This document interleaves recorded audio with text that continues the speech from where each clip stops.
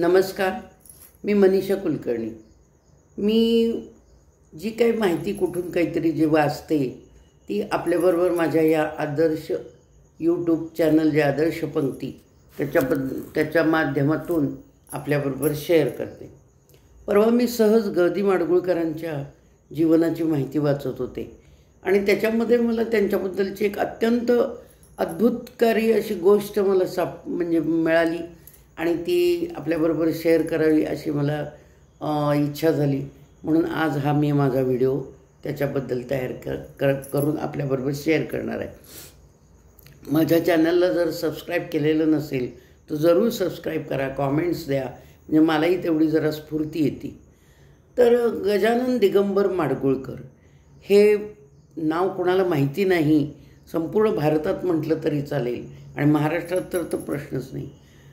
असा एकही व्यक्ती सापडणार नाही, अगदी लहान मुलांच्यापासून आबालवृद्धांच्यापर्यंत.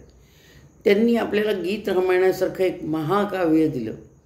आणि ही जी मी गोष्ट सांगणार आहे आपल्याला, ही जी माहिती मी वाचलेली सांगणार आहे, ते जर घडलं नसतं तसं तर आज आपण ह्या सगळ्या गोष्टींना मुकलो असतो. आपलं भाग्य थोर म्हणून त्यांचं जीवनप्रवास सुरू झाला असं मला वाटतं आहे. आणि ही रामरायाची कृपाच आहे एक प्रकारे. तर सांगलीमधल्या शेटफळे गावामध्ये 1 ऑक्टोबर 1919 रोजी या महान व्यक्तीचा जन्म झाला. आता जन्म कसा, तर यांच्या आधी एक मुलगी आणि त्यांच्या आधी एक मुलगा होता त्यांच्या आईवडिलांना. तो मुलगा काही कारणाने गेला होता आणि यांच्या वेळेला सून प्रसूतीसाठी म्हणून घरी आली होती. यांचे आजोबा बाहेर बसलेले होते आणि आत प्रसूती त्यांच्या आईची सुरू झालेली होती. तर थोड्या वेळाने सून बाहेर आली आणि बाहेर आल्यानंतर आजोबांनी विचारलं, काय गं, काय झालं? तर सोयीने एक मोठा निश्वास सोडला आणि सांगितलं, काय सांगणार, दैव देतं आणि कर्म नेतं.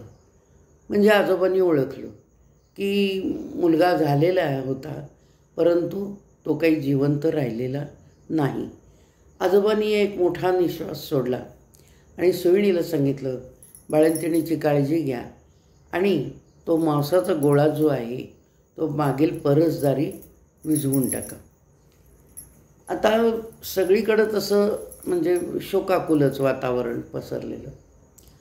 आणि सोयीणीनं प्रसूतीच्या नंतर लागती म्हणून शेक शेगडी हे सगळं तयार करून ठेवलं होतं. गरम पाणी, शेक शेगडी सगळी तयारी केलेली.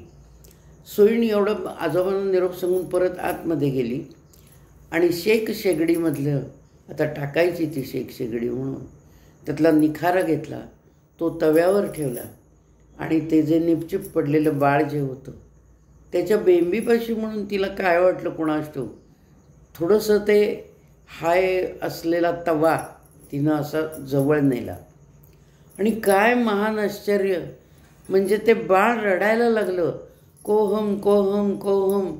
आणि सगळीकडे आनंद झाला आणि त्या बाळाचा पुनर्जन्म झाला.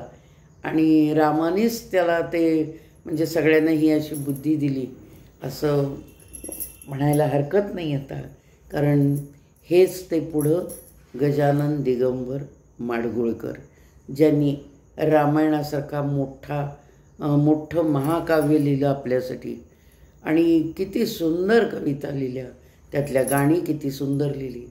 मूळ वाल्मिकीनी जे रामायण लिहिलेलं आहे ते 28,000 श्लोकांचं आहे आणि गदिमानी जे रामायण गीतं लिहिली ते 56 गीतामध्ये सगळं रामायण त्यांनी संपूर्ण रामायण आपल्याला व्यवस्थित छान लिहून आपल्याला ऐकवलं.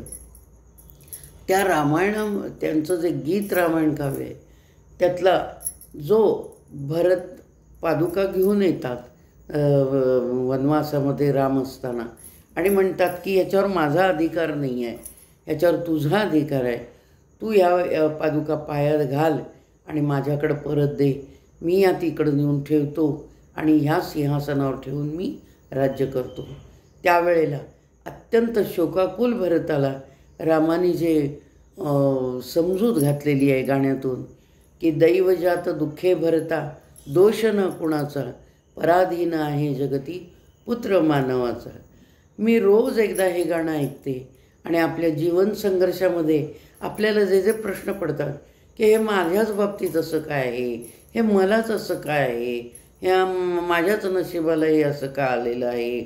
आता हे जे प्रश्न आहेत तर आपण एक शांतपणानं हे जे 10 कडव्यांचं जे गीत आहे हे जर ऐकत बसलो आणि भरताची घातलेली समजूत जर आपण ऐकली, रामाने घातलेली समजूत, आपल्याला आपल्या सगळ्या प्रश्नांची उत्तरं मिळाल्याशिवाय राहत नाहीत आणि मनाचं पूर्ण समाधान होतं. डोळ्यावाटे आपलं दुःख सगळं निघून जातं. घळा घळा घळा अश्रू येऊन आपल्या प्रश्नांची उत्तरं त्या अश्रूरूपानं बाहेर पडतात आणि आपल्याला मानसिक समाधान झाल्याशिवाय राहत नाही. तर असं हे महाकाव्य देणाऱ्या गदिमांची मी ही एक कथा माहिती वाचली. आणि दुसरी आम्ही भावे नाट्य मंदिरमध्ये काहीतरी रामायणासंदर्भातलाच एक काहीतरी कार्यक्रम होता. त्यावेळेला त्यांचे बंधू आलेले होते, धाकटे बंधू सर्वात. ते 92 वर्षाचे होते त्यावेळेला. ह्याला आता बरीच वर्ष झाली. त्यांनी पण एक गोष्ट सांगितली की बसल्या जागेवरून त्यांनी एक आठवण सांगितली की गदिमा आणि त्यांचे मित्र हे शेतावर आले होते आणि माडगुळमध्ये, आणि शेतावर आले आणि मित्र सगळेजण शेतावर बसून त्यांच्या गप्पा वगैरे चालल्या होत्या. एवढ्यात अण्णांनी काय केलं की विहिरीच्या कठड्यावर ते जरासे पहुडल्यासारखे झाले. त्यांना डोळा लागला आणि डोळा लागल्यानंतर अण्णा घरी एकदम खडबडून जागे झाले झोपेतून आणि घरी पळत सुटले. आणि घरी पळत सुटल्याने का असं करायला लागले ते काही कळे ना कुणाला, मित्रांना वगैरे. अरे असं का म्हणेपर्यंत ते घरी गेले. आईला नमस्कार केला आणि आईला म्हणाले, आई मला आत्ता रामाचा दृष्टांत झालेला आहे, माझ्या हातून काहीतरी मोठं कार्य होणार आहे आणि मी आत्ता इथं राहत नाही, मी आत्ताच्या आत्ता पुण्याला जातो. आणि ते पुढं पुण्याला आले आणि त्यांच्या हातून हे मोठं महाकाव्य आपल्याला त्यांनी ते लिहिलं, आपल्याला ते ऐकायला मिळालं. आकाशवाणीवर हे रोज कार्यक्रम, एक गीत, याप्रमाणे मी लहान होते त्यावेळेला आम्ही ऐकायचो. 56 गाणी रोज लागत होती. एक रोज एक गीत लागत होतं. आणि अक्षरशः ज्यांच्याकडं रेडिओ आहे, सगळ्यांच्याकडं त्यावेळेला नव्हते, ज्यांच्याकडं रेडिओ आहे तिथं गर्दी व्हायची आणि ते गीत रामायण ऐकलं जायचं. अशा ह्या गदिमांचा जन्माची अद्भुत कथा मी वाचली आणि ती मी आपल्याबरोबर शेअर केली. आणि हे असं घडलं म्हणून आपल्याला या महान व्यक्तीचा म्हणजे आपण त्यांचं ते गीत रामायण ऐकू शकलो. त्यांच्या हातून मोठी मोठी काव्य झाली आणि ही महान व्यक्ती आपल्या महाराष्ट्राला मिळाली आणि आपण धन्य झालो. धन्यवाद. जय श्रीराम. माझ्या चॅनलला सबस्क्राईब करा, कॉमेंट्स द्या, आपल्याला माहिती कशी वाटली हेही कळवा, म्हणजे मलाही तेवढी स्फूर्ती येते.